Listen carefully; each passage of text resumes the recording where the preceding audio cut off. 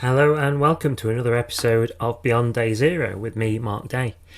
Today's episode is one that I recorded a few weeks ago. As I'm speaking, it's July the 19th, and this will probably go out in about a week's time towards the end of July. It's timed really well because, as you'll know if you'd have listened to some of the previous episodes, I own a refill shop that is in the process of diversifying, and organic fruit and veg is being added to our product range. The suppliers of that are Organic North in Manchester in the UK, and Sean, who I'm speaking to today, is one of the guys that works for that cooperative. Organic foods is something that I'm personally now more interested in. It fits along with the values that I feel I've strengthened over recent times, particularly since becoming a parent. Organic food ticks a few boxes really with regards to human health, soil health, maintaining biodiversity compared to conventional agriculture. So I was really interested to hear Sean's take on it. Enjoy the episode and let me know what you think.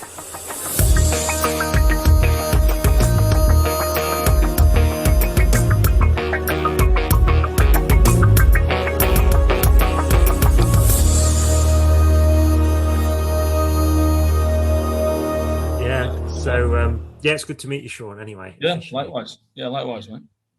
Yeah. How did Organic North get started?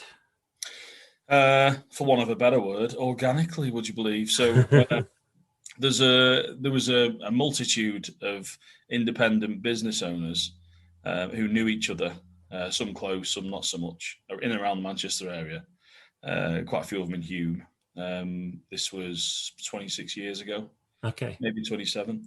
And yeah, they were all going to farms, various farms, all kinds of foodstuffs, actually. It wasn't just fruit and veg, it was provisions. There was one guy I remember who, on occasion, this is before my time when I was there, but it was he'd go to Southampton to get, I'm sure it was some Atlantic run salmon, because they believed that it was the only something like clean jet stream or in the water left. So we'd drive all the way there, and anyway, what we'd do essentially was they'd swap everything in the back of vans. They'd meet up and say, if you go that farm, get me some of them, and I'll get you some of that. And it was very convoluted and inefficient. So what they decided to do, brilliantly, was get together. They all became a director of the business, and they put a small margin on the collated orders. So they got all their orders together, and there was a struggle, I imagine, at the start because there wasn't many of them, or they weren't big businesses at least. They collated the orders, got them in on pallets to a warehouse, and the small margin they put on, which was 15%, that covered the warehouse rent on the market. The market was still on now, and it paid for a member of staff to dish it out essentially into all the directors' orders. So it started like that. It was a means of those businesses staying ahead of the game, really, because no one was really doing that, and it meant that they had an edge on everyone because they were part of a cooperative that made it cheaper for them, just like a buyer's co-op, like a family buyer's co-op. We see them quite a lot now. So that was the start, but it was closed, so they only supplied each other. Yeah. It wasn't open to the general public, and over the years, we've had some ups and downs economically because there wasn't any buffer factored into. It wasn't meant to be a business in itself. It wasn't set up to make profit. There's no shareholders, but because of that, it's quite delicate, or it always has been. In that every time there's an economic fluctuation, a downturn, a recession, then we're susceptible to fold. And it happened. I think it's the third time it's happened. I was lifting the veg for about 8 years, and I think it was around 2009. And then a few people there had a stab at kind of managing the place. I think we had about 4 or 5 staff, and they said, the directors that were there were saying, like, it was looking perilous now. Do you fancy having a blast at helping run the place? So I ended up, though I'm still working in the warehouse, everyone who works there does the veg. the veg gig as well. You end up going upstairs and doing some office work, some of the admin, and talking to growers and stuff like that. And this was long after we opened up as well.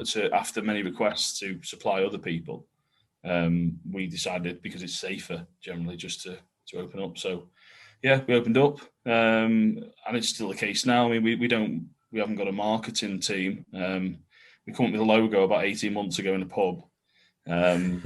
We've got a website that's just kind of a banner mostly, that was just knocked up about a year ago. We've never really had anything like. We've got an Instagram that if we've got 5 minutes, we'll put a few photos on from the warehouse. But yeah, the marketing isn't our strong point, but we're getting inundated. Way before we had COVID, which has sent things mad, we were getting inundated for a good 5 years on new customers, mostly locally, and then COVID sent it crazy. So now all over the shop, now they're coming from the Scottish Islands and the Republic of Ireland and Cornwall and everywhere wanting what we're after. So it's strange, but we're just trying to keep up. Yeah. So why is it that? So what is it about, providing organic, largely fruit and veg that's so attractive? I mean, I get it, but why are people coming to you for? Is it like, are there very few enterprises like yours around? That's certainly one of the factors. You've got one in Scotland on the Central Belt, one in North Yorkshire, ourselves. You've got one in Herefordshire, and then there's a few in London and around the way. But if you can count them on two hands, the number of businesses who are doing something remotely similar to what we're doing. So we might share suppliers with them, some suppliers. And we do crossover. Some customers will have orders from ourselves and then some from another wholesaler as well. Yeah. I think the reason we're popular, there's a few, and a lot of them aren't by design either. It's just by happen chance, like it's that model at the start where we collated the orders and just got in what we needed. That wasn't done for any kind of kudos. It was just a matter of fact. Why would you get more in? Because it'd just go to waste, and then it costs you more money, you lose money, and so we can't do that. So on that basis, even though we were called the wholesalers from the start, we don't wholesale in the sense that we buy in, speculate on loads of pallets and hope to sell it for loads of dosh. Yeah. And then when it's going mouldy, we sell it for less dosh. It's not the way. It just never has been run like that. So that's become a groovy thing now, not to, not to waste, which is just serendipity, really. It's obviously take it, but it wasn't by design. It's just survival from, like a lot of things at our place. The same markup on the veg we've tried to maintain, even though it means it's a struggle to do what we want to do.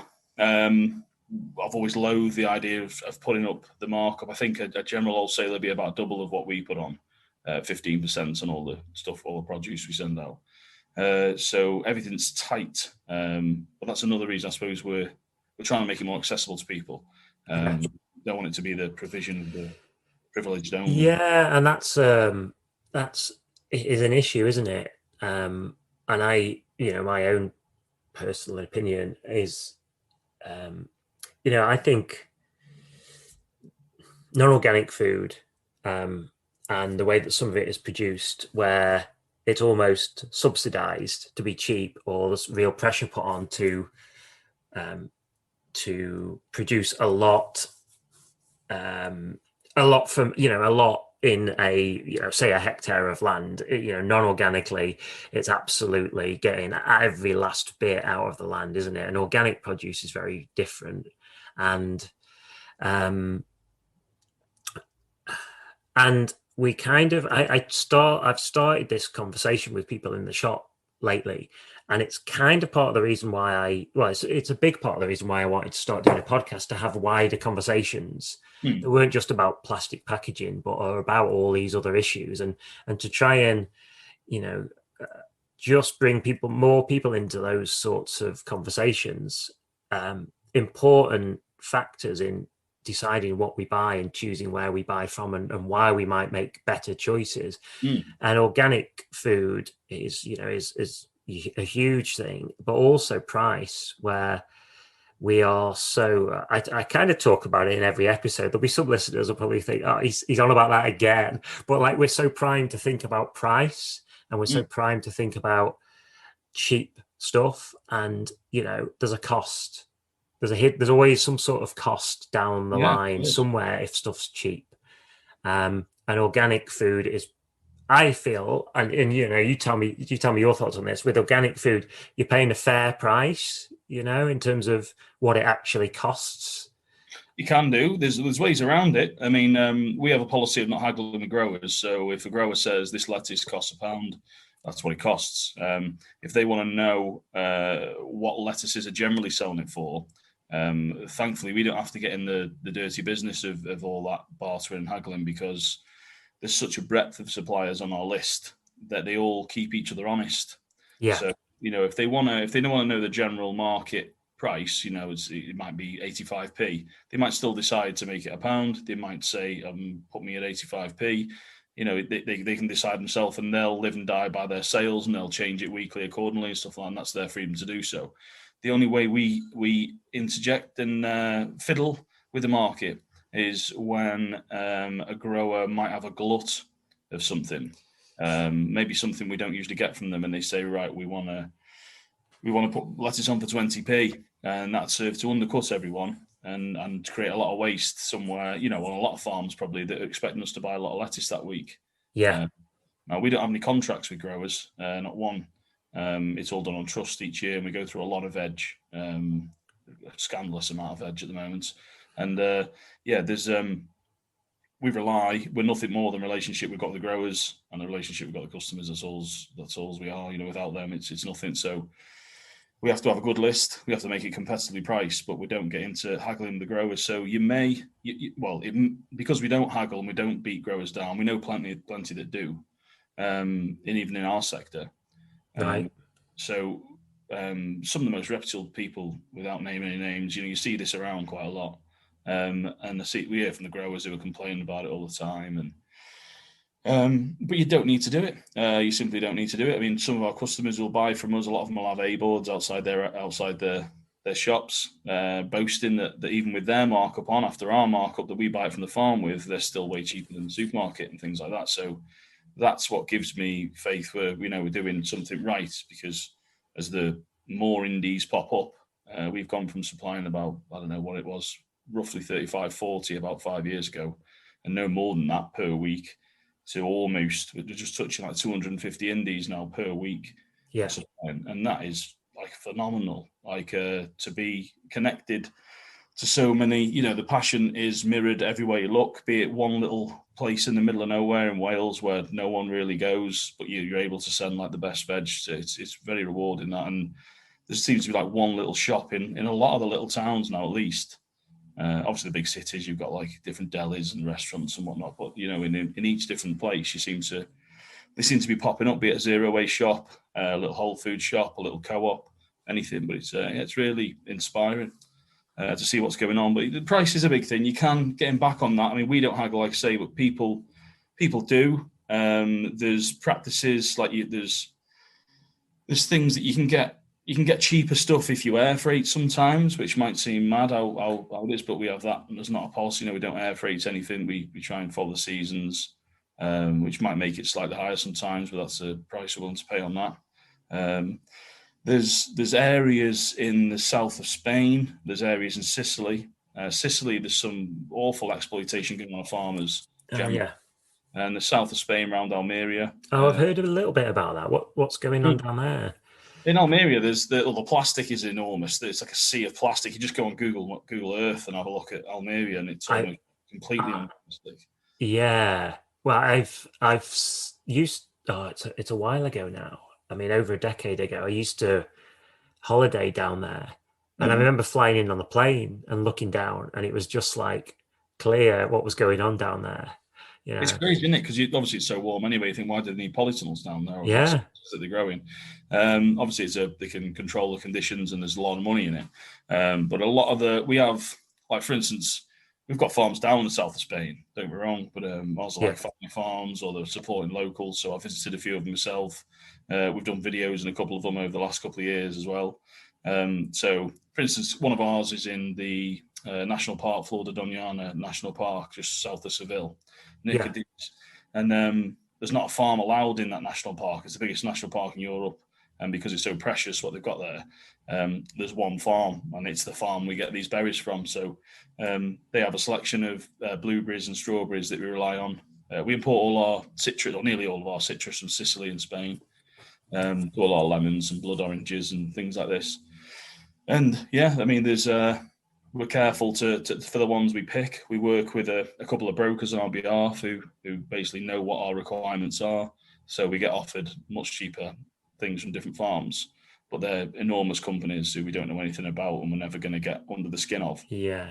So, we've got one called Be Over Hell down the southeast of Spain, and we know it's, Hector Lopez. We're invited to stay at his house, and we've been to Seville to Ave Maria, another bitter orange farm that we get all the marmalade oranges from. And it's this really, sometimes you can go rock bottom on stuff. There's a way of doing it where you can buy from auctions in Perpignan on the Spanish-French border, and you can look for the cheapest price of everything and stuff like that. But we just find that, just similar to our domestic growers, because obviously you get things as local as you can, but we have the same application. We treasure our European pals as much as our local ones, because there's no, as hot as it's getting, there's no oranges in Manchester yet. So, Not yet. yeah, and it's just being careful about the ones you pick, really, the ones you start relationships with, because once you've got them, we've got good relationship with one of the Spanish farms where, as the price will go up and down. I don't know why we never asked for this, but I remember last year there was a courgette crisis on. We were getting phoned up by BBC and to say some daft words about the courgette crisis. Comment. I know. Comment on Did you want to hold a courgette and talk into it? Yeah. Oh, how did I miss that? Yeah. I should have done that. But yeah, there was none for us because our grower, he likes what we do. He tries to keep a fairly steady price. So obviously, when there's a shortage of something, market forces will usually drive a price up. But he didn't want to take the mick out of us buying 200 boxes, or probably about a ton and a half of courgettes off him each week. So he just said, I'll put it slightly higher. Maybe he did. I can't remember, but it was nothing like it was. So we weren't the best interviewees for the BBC that week. Yeah. We don't treat people ruthlessly, and they don't usually treat us back that way. So it works okay. It seems like how it should be. That mutual respect seems like it's working very, very well for you then. Yeah. It is. Yeah. It is. They're really, I said they're everything we got. The growers, yeah, I wouldn't do it. I love the romanticism about growing. I grow a bit in the garden, but especially how things are, we haven't had so many seasons now on the trot that are regular, that people are wrapped in. There's I was over in France a couple of years ago, and I remember they were telling us at one vineyard that formerly the expensive fields for growing all the grapes in, mostly for wine, that they were I think they were the south facing ones that got all the sun, but now it's that hot. This was around like the Lyon area, and it's not, although it's hot, it's not particularly crazy hot there. Yeah. But now it's got that hot. So the last 5 years have been so consistently hot that it's like the west facing fields that usually come in with the cooler winds and stuff. They're becoming the expensive fields all of a sudden now. So it's changing so fast, like ecologically, what's going on. And supply and demand, we're seeing crazy supply and demand things going on we've never seen.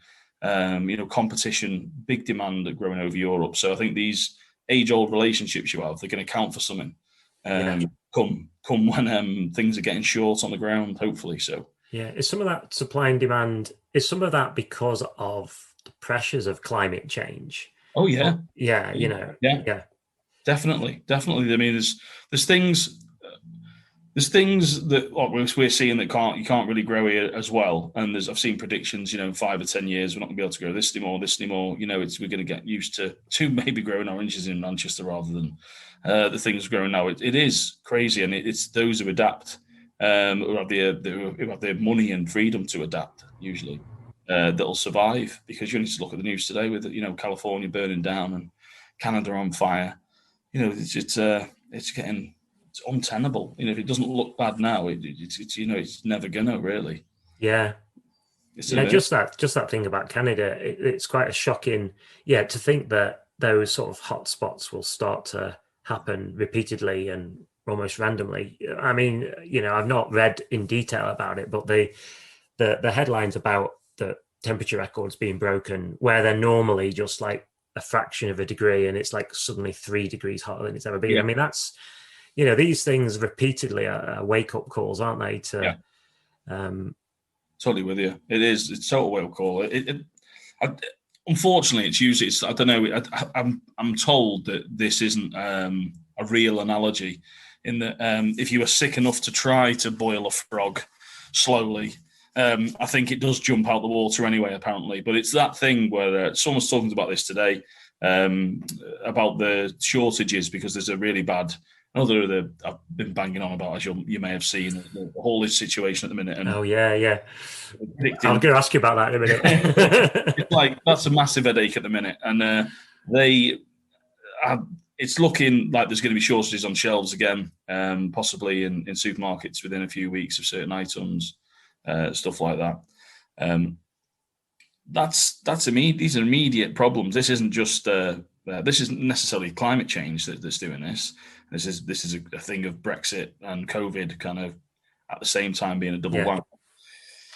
But you can only well, yeah, it's quite dystopian, but to throw something like climate change in there, for there to be a run on the shops or a run on a few farms, to say that, there's not much of this around and suddenly everyone wants it, it changes very, very quickly. You only need to see with the COVID kind of toilet roll shenanigans oh last year.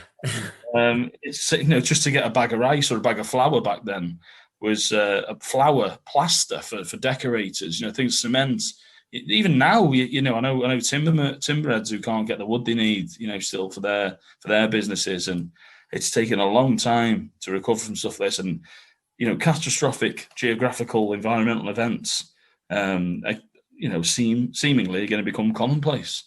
Mass migrations.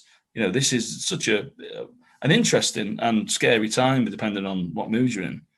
yeah, There's a time to, there are opportunities and there are ways we can change things. I am not just totally pessimistic, but it's looking dark. That thing about a frog boil, it seems that maybe we don't notice until it's really affecting us. But until there's no toilet roll in the supermarket, then yeah, someone's yeah, really angry. yeah. I wonder whether it's just something about I think it is, but how we can't override it. The fact that we don't seem to have the ability, we must be evolved to not do long-term thinking very well. Yeah. And I don't think we're educated in that particularly well either. But the fact that I mean, it's so obvious that we need to start thinking like that. And in fact, we ought to have already started thinking about the longer term and made changes, Yeah. real changes by now. And yet we still aren't, I guess, because business as usual, uh, whilst it doesn't, don't see yourselves in this at all, but business as usual rolls on, Mm. growing, making more profit at the expense of the environment, the people, and the planet. It's I just yeah, it is staggering that we haven't somehow called a halt to it all and gone right, okay, because it's just I don't know. It just seems like ignorance, complete ignorance about the facts that how we can almost. I can't imagine that you could talk to many people apart from real sort of deniers of climate change that would not know most of the well, not necessarily all the facts, but not know that it's what's likely to happen, and yet it doesn't seem like we're on the right trajectory. It's bizarre. I think I put it somewhat down to, and I can relate this to just to folks' attitude to a lot of food stuffs now. It's just the alienation. I think from a lot of things. It was a concept I remember coming over in college or whatever, but it was you can apply it to so many things, and it's that natural relationship, this kind of I thou relationship you have with nature, or in a different civilization, at least 200 years ago, before the Industrial Revolution, we're a lot closer to the land. You can see where your food's coming from because it's walking pasture or it's growing in the field next to your house or something. It's Yeah, that, not just losing that, for instance, and on the kind of meat and fish side of it, with no one being attached really to animal husbandry or killing animals, and just seeing a packet of plastic, covered meat in a shop that God knows where it came from or what it was. This like what would you call it? I suppose like just like a very clean almost product that doesn't Yeah. belong to an animal. As soon as you lose that, you've lost something. That respect for an animal, and therefore, it just balloons. There's so many problems imbued in that, and likewise on the growing crops and grains. I think this should be. Anyone I say this to, it's just like, it seems an obvious thing, but if you've got a school playing field, you need a tiny bit to show people how things grow, or to have a couple of chickens or whatever you're doing there, and loads of schools doing that, which is good. More and more are doing it. We're working with one of our suppliers, Red House Farm in Dunham-Massey. They do loads of kids visits to theirs, and he does loads of like webcasts and stuff like that from his farm, and he's all about that. But that alienation, it allows you this like what's the word, like this like disconnect, I suppose, from how things work. It naturally, I suppose, I wouldn't call it like irrational almost anymore to be not necessarily a climate denier, but to know the facts, like the people you mentioned, to know the facts and just let it creep up on you like that frog in the on the hob or whatever.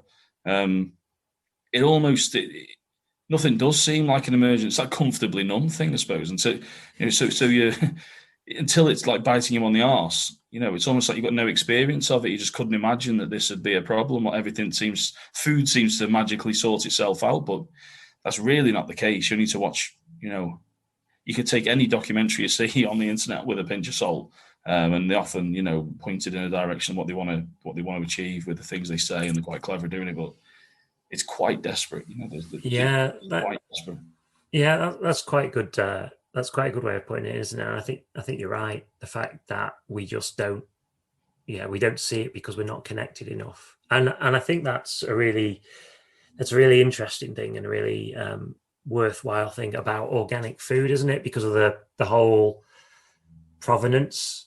Yes, provenance is massive, and it's growing. It's great because everyone's interested now. I mean, just by default, it's funny in a place like Buxton. I don't know it really well. I've visited many times, living in Maxfield now. I don't know it really well, but there's in a town like that, you traditionally like that shop we used to have there. You'd have one shop, and if a new shop opened, it'd be like, right, who are these? And it's only natural to think like, who are these? These upstarts, about to floor my business or something. But that attitude, thankfully, is old hat now. We don't see that much, other than in like really like places that you're walking into 40 years ago, like say the little quaint villages in the middle of nowhere who still have that kind of protectionist way of seeing things. A scene or like everyone seems to win in places like Newcastle and Sheffield, and Liverpool, where there's big community around organics and the shops and the retailers help each out and share suppliers and do things like this, and the scene is really burgeoning. Which is great to see. It's you see it more and more and more and more, like all the time. Just that not being so protectionist and worried about who your neighbour is. It helps us all, I think, if people just embrace the scene. Like I mentioned, you mentioned you knew Abby from Plentiful, and I know. Yeah. Abby probably. I know in the zero waste community there's loads of apps and stuff like that. I've got a bit of a tangent here, but I know there's various groups and apps and things you can get to and pick up loads of worthwhile information quite easily, can't you? Yeah. There was a really helpful community, like when we started, and it as with the expansion of refill shops, zero waste shops, that online presence is like massive now, so much so you just you kind of check into it. It was one of those things. There was a Facebook group, and I kind of looked at it quite a lot at first, but there's so much going on now, you kind of just go in when you need to. But there's like every possible question it's a good resource.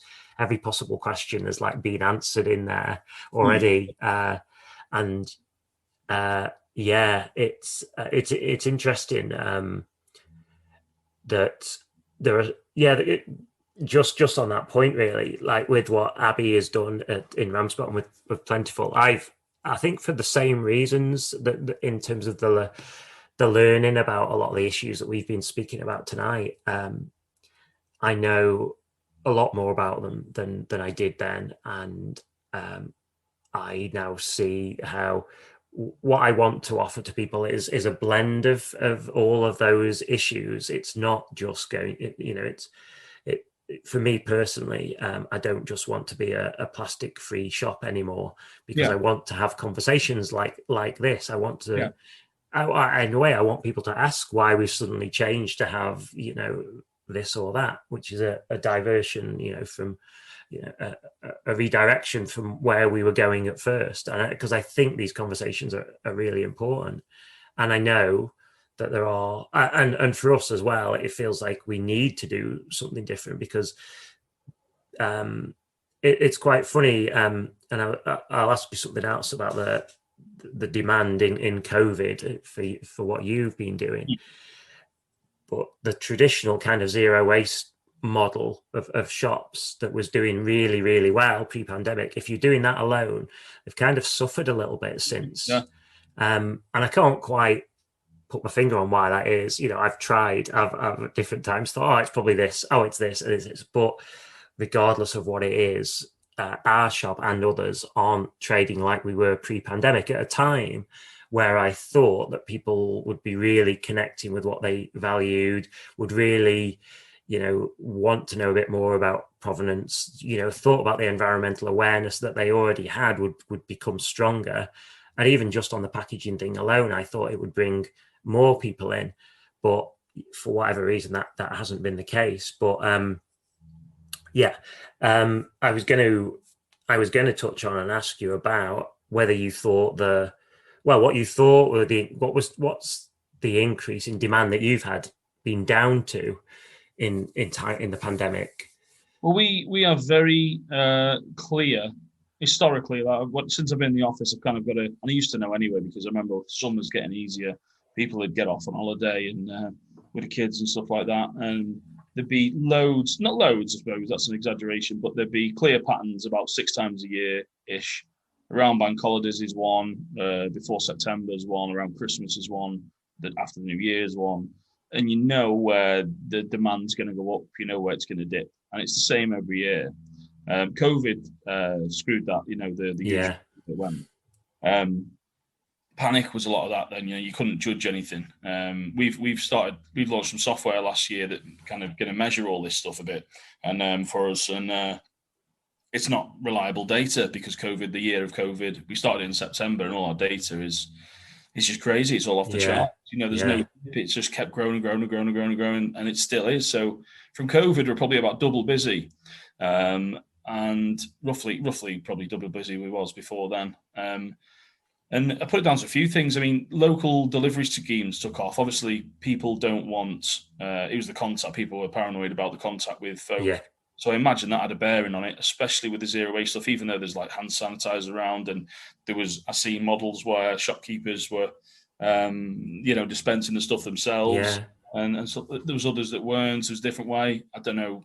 That could have a bearing. I should think people just generally, avoiding high street because so many things are yeah, used on it. It is going to take a while to wake up. It is almost like a very long bank holiday for me, and that we see every bank holiday. What happens is that folk go away.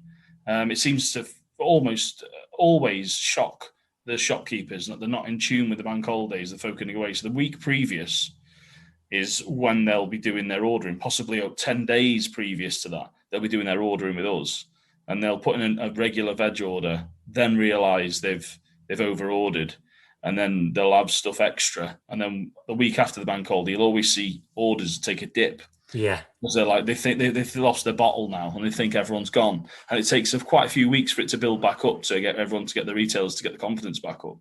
That happens every time.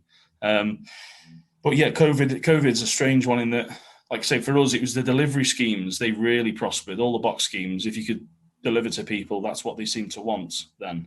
And I wouldn't say those were on the wane, but I personally probably got it wrong even before then. I thought these would die out in time because of people just wanting choice. They want the choice of what they want exactly, not what's prescribed to them in a box, perhaps. But yeah, you need to look at. We're trying to get a warehouse for the last couple of years, and you can't because everything's become a delivery business now, which all need warehouses. So the Yeah. infrastructure you need for a warehouse Right. is not available. Prospectors are now buying up warehouses, not property, not residential property, because they're going without seeing the warehouse, laying down in cash, the whole thing without looking at it. We'll just take that warehouse, and yeah, there's not many about now, which is another worry at the minute, because we're growing fast and we're so cramped where we are now. It's getting to the point. We're talking to where we are, our landlords, see if we can get a bigger unit on the market we are, but yeah, it's difficult. We've got growing pains. It's a big increase in the rent we'd have to pay and stuff like that. So it's hard. I think it's going to be hard to just make the council see that we're the type of business, even though they've got their green agenda and their climate policy and stuff like this. That hard facts, hard currency is usually what talks with them. And if Yeah. it's usually we can give them all the flowery stuff, if you like. And I don't know how much that'll count for. It certainly hasn't counted for much so far. So, yeah, we've had trouble expanding, even though we're busier. We've been saving up for years to try and free ourselves of this, to do something radical in food. And that it is, we don't publicise this much, but we weren't set up to make profit. But though we haven't increased our margins because we're so much busier and we're more efficient than we've ever been, we started to make money, and it's like, right, we can get ourselves out of this now. If we keep making money, we could save to get a deposit on our own warehouse. Yeah. We wouldn't be slaves to the rent, and then straight away we could significantly increase wages to where they should be, and significantly reduce the cost of veg, making it more accessible to everyone. And it's like that's the plan, and it's going well. The only problem being that COVID happened, Brexit happened, and this haulage crisis has happened, and it's also very difficult now to get a bigger place that's not too big or doesn't cost too much money. So there's many challenges going on at the same time, which is a stress, but we can't complain because so many people are just flat out of work. Like I say, many retailers, all hospitality, suffered massively. So Yeah. how can Yeah. you And it's such peaks and troughs as well, isn't it? I mean, hospitality, I walk around, walk around any town, look around Buxton now, and they're all packed out again. And yet, they've literally had to sit there with closed doors for, best part of 12 months off and on anyway. And yeah, and I tell you what, I really feel for the people that have opened businesses like my own, but in the last 12 months that, we're lined up to do it. We're on the journey, on the about to sort of open the doors. And then they found themselves doing it as a lockdown started. And to try and, as I've said, with whatever the reasons are for a dip in trade, to try and get a new business like ours going at that time, I just really feel for them. And I know that there are people that are struggling and are closing already because, we've been really well supported by regular customers, the customer base that after almost 18 months of opening, we built up. But without that, other businesses are in a really difficult place. But yeah, like you say, it's so unpredictable for everyone. Yeah, I think that it was the ones who pivoted. Like I set up a few pals with box schemes at the time. One of them, not a million miles, down in Leek, between us both there down the bottom. Yeah. One they're called Moorland Veg Box, I think they're called. Yeah. And he was a couple who'd been in retail. I think they had a wine shop in the past. One of them was a whiskey distiller. One of them worked for the Peak District Tourist Board, I think. And they'd never done anything with food, as far as I'm aware. They certainly never like retail food or delivered food. And they switched it up. They took their whiskey signs off their van and they put a veg one on. And it didn't take long to kind of show them what they need to do. But they've had like a real. I mean, the other pals I had who tried to set up, some are more feckless than others, and they just shit straight away, really. But these are. He's done everything you need to do. They put out weekly recipe boxes with the food that they send out and stuff, and they're doing about 350 households a week still. Just still now, there's people who drop off, but they've got as many coming on. So it was that getting out to me. It was the ones who pivoted with so many restaurants obviously closing. I mean, we took on a whole restaurant's worth of staff just because they had no job, and the helpers Right. were getting busier. It's causing us a bit of an issue now in that they're all going back to hospitality, so we're all short all of a sudden, so we need a lot more staff again. But we've replaced them with a load of students, some great students who were off for the summer. But the problem will arise again in September when they all go back. So we need, when they look out for staff now. So if you know any people with straight backs and big bulging muscles, and If they haven't, they'll soon get them, though, won't yeah, they? or a bad back Yeah. and aching muscles, yeah, from experience. No, there's well, it's a tricky one. I do feel for it's one of them, and things are constantly changing. Always, it's how you adapt. You just got to keep adapting. I think you do right in. There's definitely zero waste shops we've seen that after. You said it yourself. How did you see I was on about the patterns of the bank holidays. Yeah. It was the same with the horse meat scandal. The same every time Attenborough goes on telly and says the P word. That's it. The phone's off the hook for 2 weeks. Suddenly, everyone wants to own a juice bar. Glass bottles. If you know through your couple of years now, just in the retail or being passionate about this, because you clearly are. Said at the start, it is a minefield. Whether you're talking about microplastics, just to touch on some of the green issues. I mean, there's the biggest organic dude in the UK is that lad from Riverford down south, Guy Watson. Yeah. And he load of land in France. I think I read one told me, Paul told me, and he'd done a study that was self-funded, and he I think it illustrated, if I'm not wrong, that it was greener, cleaner to drive his food over from France than it was to produce it pretty close to where their warehouses are down south, for various reasons.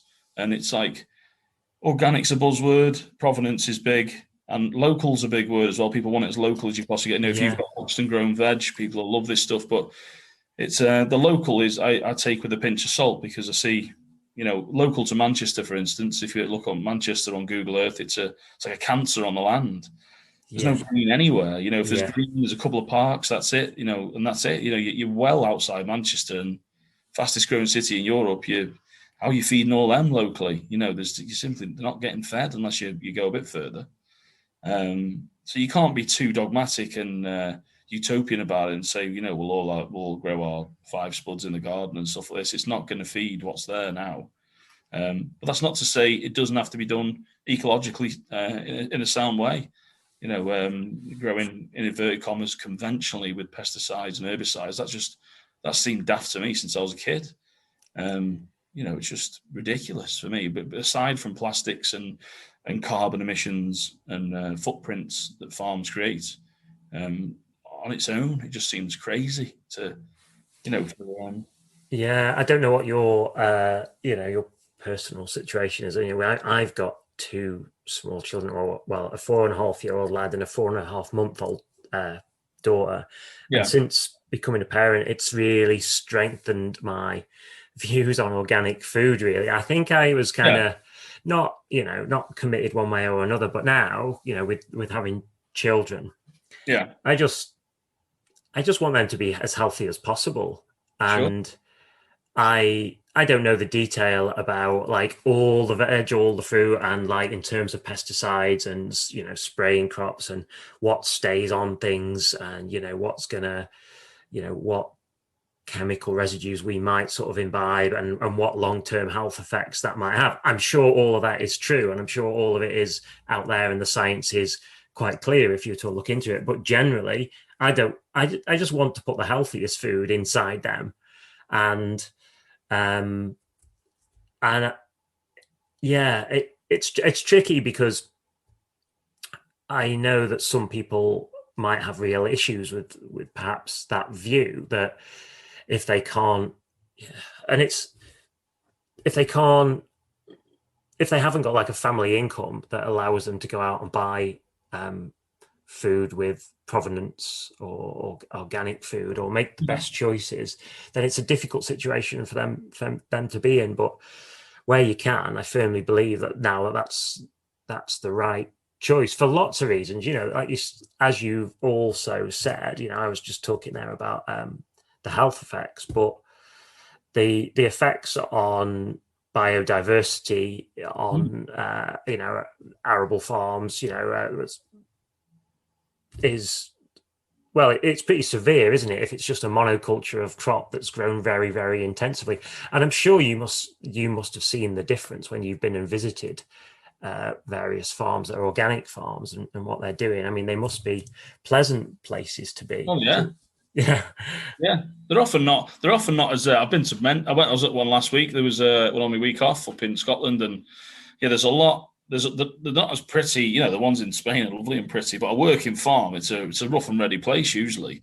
They're usually quite messy. The yeah. fields aren't, but where the actual all collate when you get there, you think, well, yeah, this is a bit of a but they're also busy. They're not precious about it. It's about just getting the crops right. Everything. It's a morning till night vocation that they're obsessed with, and they have to be because they're compete. The weather that they've got in front of them at the minute. But yeah, I'd be like you. It's for me, even for myself when I was a kid, we never had access to a lot of food, never mind any food. So it wasn't. I'm certainly making up for it now. But there's I eat as much as I can. But uh, there's yeah, it stings me. It's something that'll always stick with me. And I've got invited to some thing today, just through work really. Some nice people we've met through work in Manchester. They do good work trying to change council policy and collaborate people around there who are similar minded to get green things and growing schemes and stuff off the ground. Cool. And Yeah. it's really good. It's really good to speak to them. And there's various people attached to it. So you've got little market gardens in public parks. You've got people like myself who are interested in the larger problem. Getting everyone fed with the best stuff. The NFU are on there, I think, who've got questionable attitudes, to my mind, with towards growing, and it's going to be interesting talking to them because I don't.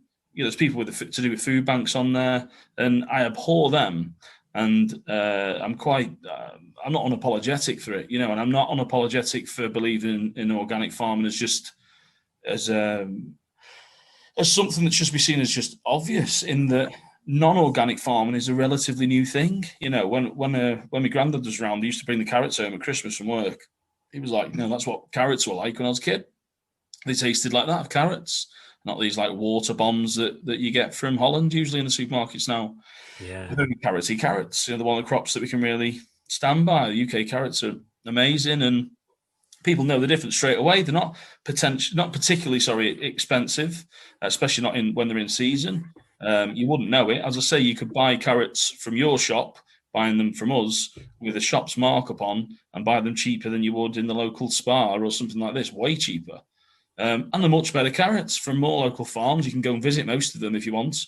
It's there's loads. There's thankfully somehow, I don't know how this has panned out, maybe because they've got loads of big shareholders, and I don't know what it is, but it seems crazy to me that small companies like ours and yours can work together, the like of, and provide something that's competitive to something that's massively, massively bigger. It's strange to me that it's even possible, to be honest. Yeah. Seems like it just seems weird. Yeah. But I'm liking that it's the case, and I'd say the more people find out about us, they just go, well, is this legit, or is this like, yeah, Yeah. you can do it. It can be done. It must be something about the whole the rigor of the organic certification and the process and the stuff Oh, that right, has to be okay. followed. Yeah, Yeah. yeah. I mean, that's something particular with retailers. When I started at our place many moons ago, nearly everyone was certified organic. That's all our customers. All right. And now it's the exact opposite. Most aren't, and they usually just point to our own certification that we need, because we trace it back to seed. So everyone in the process behind us has to be and paid for and audited annually at least once, Yeah. uh, as well as spot audited on occasion, to prove that everything you're doing is above board. And unfortunately it's prohibitive to a lot of businesses now to have that, because it's a cost. It's when you start, it can be like I don't know, 700 quid to £1,000 or something for certification when you're a retailer. Some people want that mark, like we've got the Soil Association, who are the most respected. Yeah. still in the UK. Some people want the mark, some people don't care. So, some people just point to us on Instagram and say that's where we get it, and everyone seems to know we are now, in the locally at least, and even nationally in some cases. So we're getting hit up from. There'll be someone in Winchester who buys veg from us, and he'll tell his mate in Ipswich. We've got a call someone in Ipswich tomorrow. It just seems strange that we're sending veg this far, to all these different types of businesses now as well. Like I say, loads of chefs. The culture of chefs Yeah. seems changing, which is good. Yeah, that's really good, isn't it? When you get Mm, people that want to take good food and produce good food with it, yeah. Oh, Yeah. yeah. It's the best when you get to see the amazing things you can do with it. That's just it's ace. Like, I love going to visit I love the busman's oldest to the farms and the shops. They usually because nearly everyone we work with are good eggs. That's the thing. Yeah. It's you see most people are passionate about it. The ones who aren't don't last, and you can obviously, if you're doing podcasts about the thing you're doing, you're clearly in the passionate group. But you're not alone. Say most people are. I could point to so many people just within 50 miles of you and just say, they blow your mind speaking to them for 5 minutes. Or Right. yeah, likewise with some art growers. I could probably put you on some art growers who do stuff, and we were. Yeah, do. I mean, do send us, yeah, do, because future episodes are, I know just tapping into that knowledge, people that I speak to have is absolutely the way that we do more of this. Yeah, there's so many interesting stories out there. Yeah, Mm. yeah. Oh, yeah, you were talking before about carrots. It just made me think we started, a thing that happened in lockdown here in our garden. We went from having like a potato patch to having like 7 vegetable beds we've got now. We've got the space to do it. And You on it, got really paranoid about Armageddon and yeah, it became wasn't. became a prepper. Yeah, there's a bit of barbed wire around it all, and no, it was just Love like it. the difference in taste. Absolutely. I mean, carrots. Someone would be able to say exactly why it is so obvious with carrots, but the taste of carrots that you've just pulled out of the garden, or it's organically grown. That's the thing, isn't it? It's like they're not even the same vegetable as what you Yeah, could get at a yeah, supermarket. yeah, totally, totally. There's various crops. I mean, some people say I have heard both. I've heard the skeptics say there's no difference, or I've heard other people say you know it immediately, or this. The truth's somewhere in the middle, and it's like there's various crops where it stands out. There's various ones to me that doesn't. So with cauliflowers, we get a lot of cauliflowers. We have a different texture. I think it's because they're grown slower. Right. Yeah. Yeah. They're less kind of fibrous and stringy, the stems at least, and the florets on them, they kind of they almost like gently break between your teeth. It's a much more pleasurable experience eating one of these cauliflowers. Not so much flavour I'm on about, just the texture of Yeah. those. With the carrots, we've got carrots grown in black sand in Ormskirk. A very like the reclaimed Macchia land. Very fertile ground there. That's just amazing for carrots. They're the specialists over there. So come autumn, we'll be getting carrots from a place called Royal Oak, who aren't producing just yet. They're more later in the year. And they do the rainbow carrots, the purple haze coloured ones, Yeah. which was the original colour of carrots. And yeah, Good there's fact. Good fact that. yeah, Yeah. yeah, Yeah. yeah. I think as well to continue with this anecdote that's not really an anecdote, I suppose. It's just a tidbit of information that's secondhand and probably not even true. I think it was the King of Orange who was in Holland who was turning all these things orange, and the carrot was one of them. So it was bred to be a different colour. Yeah, that's what I've been told. But we have like white satin ones on, which are like a yellowy, whitey colour, and Yellowstone, purple haze, all the different colours. And likewise with the spuds, we'll often have heritage spuds on as well. So you get like red burgundy, red flesh ones. We have purple cauliflowers and green cauliflowers and ice cream coloured cauliflowers, Romanesco kind of fractal spirally cauliflowers. I sound like a big advert now, but the thing that I usually pull out when I'm trying to stress how big the list is at certain points of the year is that come autumn, when the squash is the winter squash is like seasoned, we have some of the summer squash left, and I think we counted it last year or the year before, and we had over 100 different boxes of squash on the list. Right. No, so I mean, you can't you get a butternut squash in one of the supermarkets, I imagine, maybe a Crown Prince if you're lucky, but you don't really, maybe a Halloween pumpkin, Yeah. and that's about it. You know, I mean, the diversity is shocking. But it's not, obviously. It's all about there. It's all about profit, floor space. You know, if you've got something this big that can sell for 20 quid, and everyone wants it, they'll have that because you can cram more of them into the store. Yeah, You know, yeah, thankfully we don't have any of these pressures at work. We haven't got shareholders, like breathing down our necks saying you need to make this much profit. It's just crack on. You know, seems to be doing all right. We all agree, just crack on. It's quite a simple place to work in that respect, at least. And yeah, it's yeah, good. It's good. It's. Sometimes I don't want to get lost in like our little bubble because we're still. I don't like the word niche, but we're certainly not. You know, we're tiny compared to the conventional veg that's around. But yeah, you know, we're not miracle workers either. You know, so there's not many people around doing this. That's why we're getting approached from so many corners. And I think what I'm interested in most is making food scenes, if you like, and I don't mean in a clicky way. Um, but one thing I've had a disagreement about someone recently was you get like community supported agriculture schemes, which are great. So like local people will get in a say in Buxton, they'll have not allotments, but they might have a couple of acres between them. They all do a bit of labour. They all take a bit of the veg off or something, you know, something like that. yeah, And they get the locals interested. They might deliver a few veg boxes out, that type of thing. But it usually falls to shit when the winter comes and they've got no veg for so many months. And then yeah, you start again in May, and then you're just scrounging around for customers again, hoping they come back. But they've obviously had to get food somewhere else for the last 6 months, so that's no good. Then so you're like begging and hoping they come back, otherwise your whole scheme's failed. And it's really desperate. And there's ways to be sustainable in a green sense, but I think for me, if something isn't sustainable that can like stand on its own 2 feet or continue at least through the year, I mean, I'm all for eating seasonally, but we supplement now a lot of these CSAs up and down the country. okay, You yeah, know, it's brilliant to do. I really yeah, love that they just get little bits off us, you know, just bits to prop up what they're doing themselves, and they can from then. I mean, hopefully in the future they just get rid of us. You know, they've built their own food scene there. You know, they may have someone growing other stuff closer, more locally and stuff like that. But they need to make it change. They can't be so dogmatic to say there's only us. You know, we're only eating our own stuff and that's it, because it's not sustainable business. You know, really to keep going. yeah, So it's like that. I like, you know, that's a joy of the job. yeah. But yeah, I think so.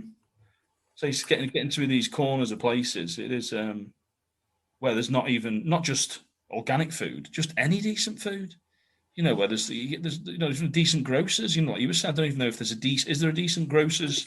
No, there No, isn't. And this is why we've it's had, criminal for Buxton, isn't it? You know, it's yeah, massive. yeah. This is why we've had so many people. When I first touted the idea of doing organic fruit and veg, you know, I put an A board outside the shop, and I had plenty of our customers and some other people come in and say, yeah. There's a guy that does the market 2 days a week. It's not organic, that comes Yeah, with fruit and veg. I mean, and he's well supported. But the marketplace in Buxton, being the high, you know, it's got a claim. I say claim. It's the highest marketplace in England or the yeah. UK. Anyway, it's very, you know, it can be very weather affected. Imagine, yeah, And you know, and in the winter time, there are days where the market doesn't run because it's, you know, the weather's terrible. yeah, But there isn't a permanent presence. There isn't a permanent grocers. You've got Waitrose that do some organic stuff, fruit and veg. yeah. There is a Morrison's in town that did, but seemingly since COVID, it's pretty much disappeared. My customers tell me, I don't know what's gone on there. I Really? don't know. Yeah, but there isn't an option, and that's, you know, like you say, it's quite strange, really, because there's clearly demand out there. And that's why it makes sense for me to do what I'm about to do and rework the shop so that we can do it, because it I just reckon so. seems, It yeah, sounds like it's fertile ground. You know, there's definitely there'll be enough interest in Buxton. I should imagine. Just about getting word out, like you're saying it, getting your A boards out, having enough pals to. yeah. I've been giving a little slip for a little survey out to people that have been in the shop, regular customers, asking them what they think about what we're planning to do, and feedback's been really good. So it just gives me confidence. I would have done it anyway, I think, at this point, but yeah, it's good. Yeah, it's nice feedback to have that people are genuinely looking for it. Yeah. Yeah, yeah. Hey, is there anything else that you wanted to get in that we haven't talked about? Not especially. I mean, stuff about our situation. what we'd like to do, I suppose, well, the most interesting thing is linking people together. So we've got nothing. This is way down the road, but in the same way as the community has in the zero waste stuff, and I've heard Yeah. both sides of the coin as well. I've heard the darker stories, The dark side. Yeah. about being a needle and competition and that in that kind of sector. But yeah, I think it seems for me, food in this country is certainly good food. And restaurants as a concept, even it's a brand new thing. Before we had Italian restaurants in late the 60s, early 70s, there wasn't restaurants. Yeah. We didn't have them. It's a European import, if you like. For us, it's something relatively new, and the trade lines don't exist that connect. In the same way loads of the railways were closed down here in middle of the century. It's like the trade lines don't exist for some of the great food that we produce here. Land is at a premium. One of the problems we have is just to squeeze a few things in, moans and celebrations, I suppose, just a waffle, as you may call it. It's just like, there's good land around, but it's owned by a few people. That's a gripe. That could be redistributed. I think there's certainly grounds for hope, and because people are taking on land, and we've nowhere near exhausted what we can do. For instance, Yeah, if we're giving people an option in a town, then you're giving someone, it's obviously dependent on the retailer and what they do, but it's giving locals an option to take this up, and if they take it up, and we're seeing, like I say, we're always getting busier. It's constantly getting busier. So something's in the air.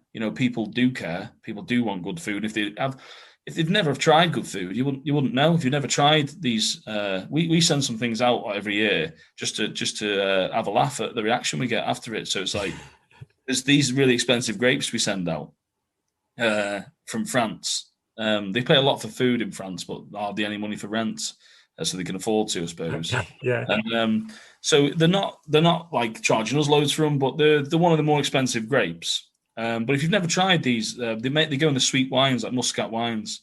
They have these dark grapes called Muscat de Hamburg, and I don't know if you've tried them, but you don't forget it when you've had one of them. They're just little explosions of like perfume sugar in your mouth. They're amazing things, and we send them out, and it's like these are the things I think sometimes the retailers miss.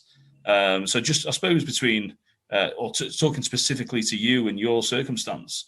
I often get asked like more boring questions like what days can you deliver, how much is delivery, things like this. The practical questions that mean obviously are very important to people, and usually another one is like how much markup should we put on the veg, and it's like do what you want. I'm going to be So I've got all those questions, but still, So everyone has these, and I'd be asking the same questions myself.